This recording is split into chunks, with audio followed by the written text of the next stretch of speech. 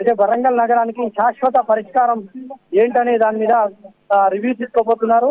గతంలో under ground drainage సమస్య అనుకుని అండర్ గ్రౌండ్ డ్రైనేజ్ ని ఆల్రెడీ మంజూరు చేశారు, కానీ పనులు ఇంకా ప్రారంభం కాలేదు. దాంతో పాటు ఈ నాలాల కబ్జా ఏదైతే ఉందో, ఈ నాలాల కబ్జా అయితేనేమి, తర్వాత చెరువుల కబ్జా, ఇవి ప్రధాన వరంగల్ ముంపున ప్రతిసారి వర్షాలకు ఇదే సమస్యగా ఉంది కాబట్టి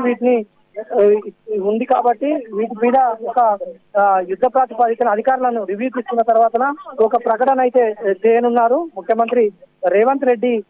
ఇక్కడ మాట్లాడిన తర్వాత ఈ నాలాల కబ్జా మీద, అంటే హైదరాబాద్ హైడ్రా అయితే ఏ విధంగా హైడ్రా తీసుకొచ్చారో, కబ్జాలకు గురైనటువంటి చెరువులను నాలాలను ఏ విధంగా కాపాడుతా ఉన్నారో అదే సిస్టమ్ ను ఇక్కడ కూడా ఫాలో అవ్వాలన్న ఇదితో ఒక డిమాండ్ అయితే ఉంది. చాలా మంది ఇక్కడ నగరానికి సంబంధించినటువంటి నిపుణులు కావచ్చు, నగరానికి సంబంధించినటువంటి పౌరులు ఒక డిమాండ్లు కూడా చాలా పెద్ద ఎత్తున డిమాండ్లు తీసుకొచ్చారు.